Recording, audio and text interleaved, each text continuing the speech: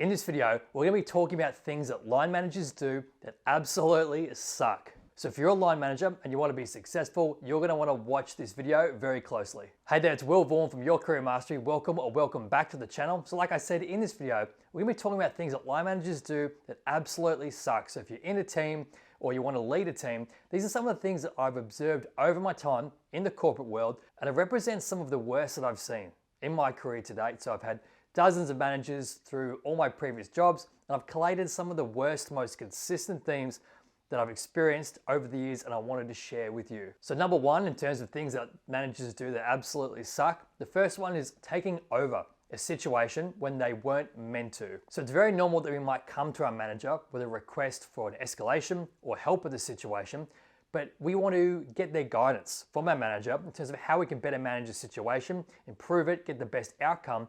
But we don't necessarily want our line manager to step in and take the situation over completely. We want to run the situation, we want to be in charge, and we need to have the space from our manager to be able to do our job effectively. But sometimes we need help. We might need to consult with them to get their guidance, but that doesn't mean we want our manager to come in and just take it all over and take work off us, because that's kind of disempowering in terms of that situation. So we don't want a manager to come in and take things over. There might be a time for that, but as someone in a team, we don't want to feel like every time we come to our line manager for help with the situation, they're gonna just take it away from us because we're incapable of managing ourselves, because that's how it can make you feel, right? It can make you feel like you're not capable or you're not good enough of running the situation. And that's why the manager comes in and takes it over. So if you are a line manager, it's important to know when is the right time to step in and maybe take over a situation, and when is the right time to provide some guidance, but step back and let your team run its course with the kind of project or the situation that is being discussed at hand. Number two, in terms of things that managers do that absolutely sucks, and that is never ask about our personal lives. We are more than just our jobs, right? We spend 8 hours a day pretty much at our job, but we're so much more than that.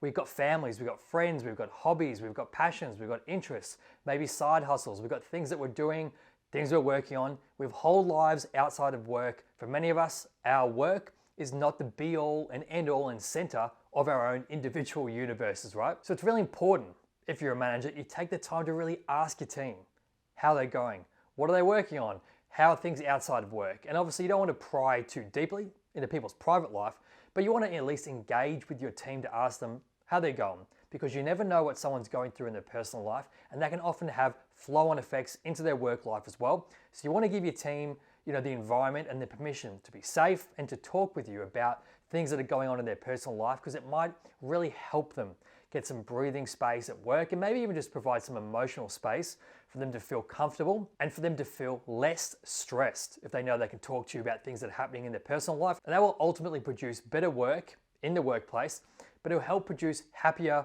team members in your team and a better team overall. So like I said, you really want to make sure, if you're a line manager, you talk to your team, how they're going, what are they working on, what's stressing them out, what's going on in their personal lives. Take the time to really have that one-on-one connection, because that will help build better rapport between yourself as a manager and also people in your team, but just build a better culture as a team, better transparency, and ultimately better outcomes and better collaboration overall. Number three, in terms of things that managers do that sucks, is never keep us in the loop with things that are happening in the broader business. There is nothing worse than being the last person to find out about something big that's happening in your organization, or work on a project, working on a task where you would have really benefited from knowing what else is happening in the broader organization that can give context and more just information to help you do your job. And I really don't think that this is a big ask. So if you're someone in a team, you know that you don't have to be across every single detail and every nuance and every update that's happening in the broader business, because that would be information overload and probably be too much for you to know and for you to handle just with your day-to-day job. But there is a fine line between too much information and not enough information, but I definitely think it's important for managers to err on the side of more transparency rather than less transparency. You'd be surprised with what your team can handle, and you'd be surprised by how much your team learns and values being kept in the loop with really important things that are happening in the broader business. And in many cases, there won't be something for the individual team members to action, but they just want to know. They want to feel heard, they want to feel up to date, they want to feel like they know what's happening in the broader business, because they're doing so much work every single day to push all these projects forward, and they don't want things to be for nothing.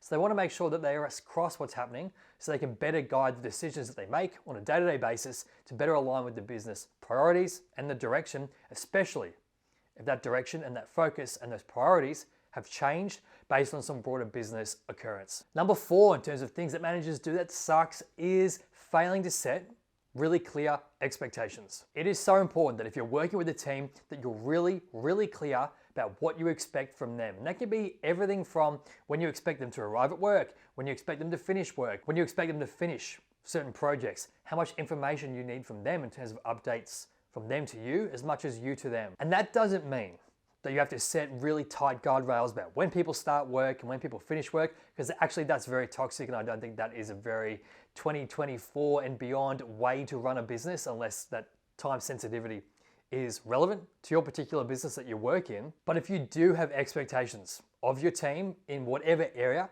it's important that they know what they are, because it's rude for them to find out 6 months down the track or at the performance review that they failed to meet your expectations when you actually didn't do a very good job about keeping them up to date and being transparent about what your expectations actually are. And you actually can't expect your team to meet your expectations when you don't communicate clearly and exactly what they are and reinforce them on a regular basis. And this is especially important if you're starting to work with a new team or entering a new business, that you start on a fresh slate and really be clear about what you expect from them and what they should expect from you as well. Number 5, in terms of things that managers do that suck, is they're not able to give clear feedback because they have got no idea what they want. There again is nothing worse than having a manager who's giving you feedback on your work, and one day they say one thing, the next day they say another thing, and they just go round and round in circles because they've got no idea what they want, and it's wasting your time, and it's actually hurting your sense of self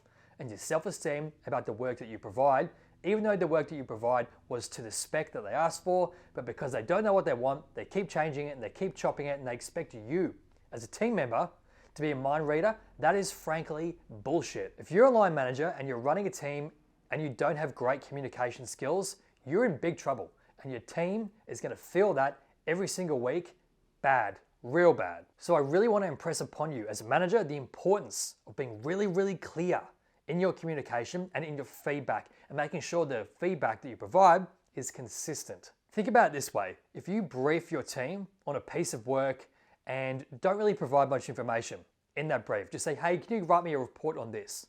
And then they provide that report and you're like, this is wrong, this is wrong, this is wrong.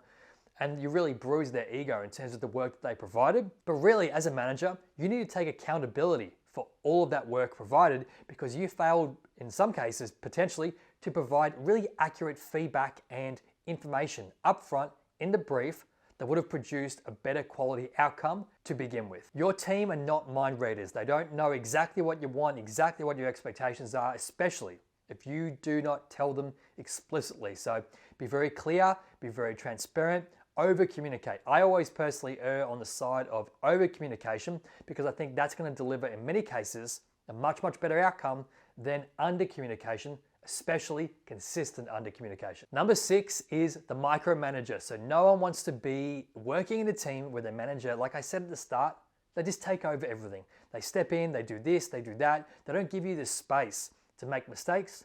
They don't give you the space to be creative. They don't give you the space to just do your job and do it effectively, to bring your own ideas to the table, but really feel like you're just there to serve your master, who's your manager. No one wants to work in a team like that. Granted, there might be a time where you need to micromanage. Let's say someone is new in the business, or you're training a grad or something like that, where you need to be in there, in the weeds, in the trenches on a daily or weekly basis to guide them through all the new steps. But that should only be a transitional phase. That shouldn't last forever. So you want to make sure that you're giving your team the space to be creative, to make mistakes, to have a crack at things for themselves. And when the time is right, step in, take over a situation if it needs to be. But keep that communication up with your team. Try to understand what their workload is. If you feel like you need to micromanage, maybe you're giving your team too much work and they need some help prioritizing their work. Your role as a manager is there to support your team to get the best outcome. And we have teams because individual people can't do all this work themselves. They need team members to do this work and to scale the workload to drive an outcome for the business. But your role as a manager is to provide experience, consultation, subject matter expertise, ways of working expertise, to manage priorities, to manage escalations, to manage the broader business conversations, and also direct your team and just be there to support them emotionally, mentally, in any way that they need to be supported in order to drive the best outcome for their work. And the last one is number 7, the free rein manager. So there's again a fine line between micromanaging and providing too much hands-on help to your team,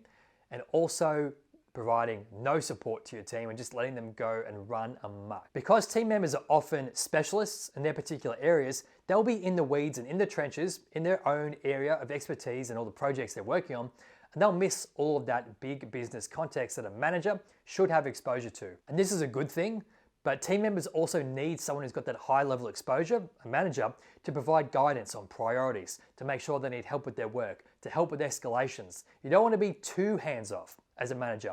You want to be in there with your team across what's happening, across what they're working on, across all the priorities, and be able to help them pivot and shift if they need to based on broader business occurrences. And also as a manager, you should be there to mentor your team, to help them grow their professional development, improve their skills, improve the way that they think, improve how they can put a strategy together.